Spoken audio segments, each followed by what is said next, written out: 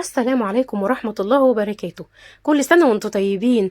وبدأنا حلقات وفيديوهات رمضان. عملنا المرة اللي فاتت الفول، المرة دي هنعمل الطعمية وهوريكي نعومة الطعمية والهشاشة بتاعتها بدون كربونات وبدون كربونات صودا، بدون أي حاجة، وهوريها لك إن هي هشة جدا من بره، هشة جدا من جوه، ومقرمشة وطعمها تحفة من بره، تحفة وبجد جميلة جدا مع ساندويتش الفينو مع طماطم. تحفة بجد، يعني أحلى فطار أو في السحور حكاية، بجد حاجة جميلة جدا.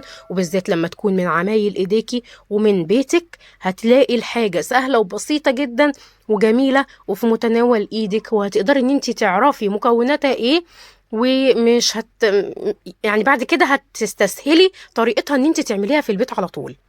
تعالي بقى اقولك المكونات والمقادير بتاعتنا. لو اول مره تشوفي الفيديو بتاعي، ما تنسيش الاول تعملي لي لايك وشير واشتراك للقناه عشان يوصل لك كل جديد.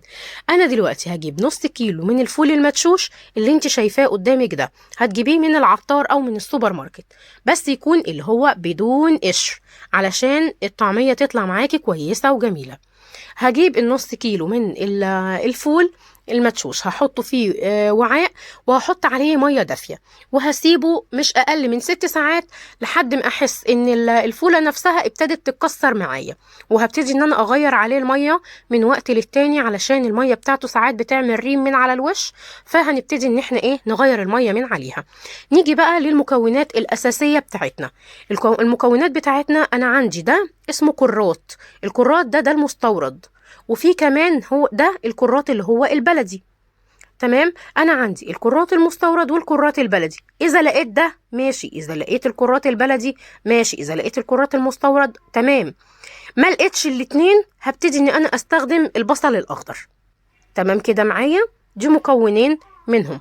كمان معايا الكزبرة الخضراء. الكزبرة الخضراء موجودة عند ناس كتيرة جدا، موجودة في محلات كتيرة جدا. وكمان معايا راس من التوم، ومعايا بصلة كبيرة. انا مش هستخدم الراس التوم كلها، انا هستخدم معايا توم مهروس، هبتدي ان انا استخدم منه. تمام كده، هركن مكوناتي كلها كده على جنب، وهبتدي ان انا اشغل الفود بروسيسور او الكبه او محضرة الطعام زي ما بتسموها. انا هجيبها وهبتدي ان انا انزل المكونات بتاعتي عليها. اصفي الفول كده من الميه، وهبتدي ان انا اشتغل فيه بس بالراحه، واحده واحده خالص، على اساس علشان السكينه بتاعت المحضره الطعام تقدر تلف فيها وتنعم لي المكونات بتاعتي. هجيب الكرات بتاعي وهبتدي ان انا انزل بيه شويه بشويه، مش هنزله كله علشان برضو لسه عندي كمان فول لسه عايز ينزل عليه برضو شويه مكونات. هبتدي ان انا اخد من المكونات بتاعتي، بس مش هكتر خضره. ما ينفعش ان انا اكتر خضره عشان مش عايزاها غامقه، انا عايزاها يبقى لونها فاتح كده زي اللي بنجيبها من المطاعم. وهنزل بيها كده، وهبتدي ان انا افرم المكونات بتاعتي كلها مع بعض علشان كل المكونات يمتزجوا. هنزل كده بمعلقه من الثوم علشان ما كنتش حطيت في الاول. هبتدي ان انا انزل بالمكونات بتاعتي كده كلها مع بعض. تمام كده، هكمل بقية المكونات بتاعتي معايا. هنزل بالفول وهنزل بالخضرة، وهكمل باقي المكونات زي ما شفتوا في الأول. بعد كده ما خلصت طحن فيها، طبعا هي ما اتطحنتش كلها قوي الطحن اللي هو لا طبعا، انا كده بس يا دوب كسرت المكونات بتاعتي على اساس ان انا اعرف ان انا اضربها في الخلاط حلو قوي علشان تديني نفس النعومة والهشاشة اللي انا بجيبها من بره. هجيب بقى الخلاط بتاعي وابتدي ان انا اشتغل عليه واحده واحده، بس هنزل في برضو الكميه مش هتبقى كبيره، هنزل برضو الكميه تكون بسيطه، معلقتين معلقتين كده علشان الخلاط بتاعنا مش عايزينه يتحرق، مش عايزين نولع في الخلاط بتاعنا، احنا عايزين نعمل الحاجه تكون مظبوطه.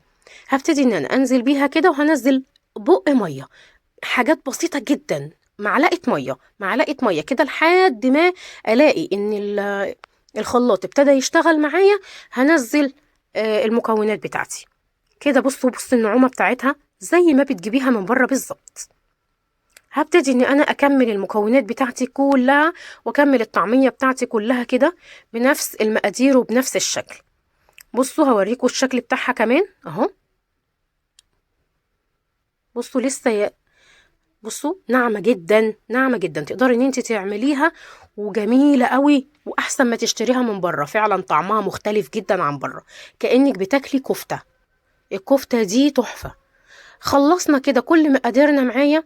ادخلها بقى شويه هوا بالمضرب البيض بتاعي. هبتدي ان انا ادخل فيها شويه هوا، علشان عايزاها يكون فيها هوا كتير، تكون هشه، ما تكونش مكتومه.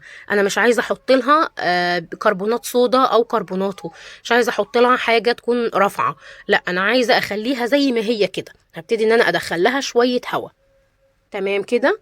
وبعد ما خلصنا الكميه بتاعتنا وضربناها بالمضرب بالمنظر اللي انت شايفاه ده، هبتدي اني انا اكيسها في اكياس. هحطها في الاكياس بتاعتي اللي هي ايه بتاعت التلاجة، زي ما انا عايزه بقى على قد الوجبه اللي انا هعملها. بعد ما كيستها بالمنظر اللي انت شايفاه ده، هبتدي ان انا اوريكي بقى شكل الطعميه وهي كمان في الزيت. اما اجي اقليها اهي. تعالي بقى نقليها مع بعض. وادي قليتها كمان، ولا فكت في الزيت ولا جرالها اي حاجه، وجميله وبسم الله ما شاء الله تحفه.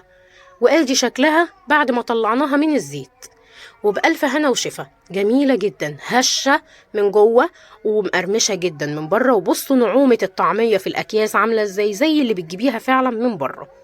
جميلة جدا وفي منتهى الجمال. جربيها ومش هتندمي بجد. طعم وشكل وريحة، كانت قلبة فعلا البيت بالريحة بتاعتها، وطعمها جميل جدا. وبألف هنا وشفا. باي باي.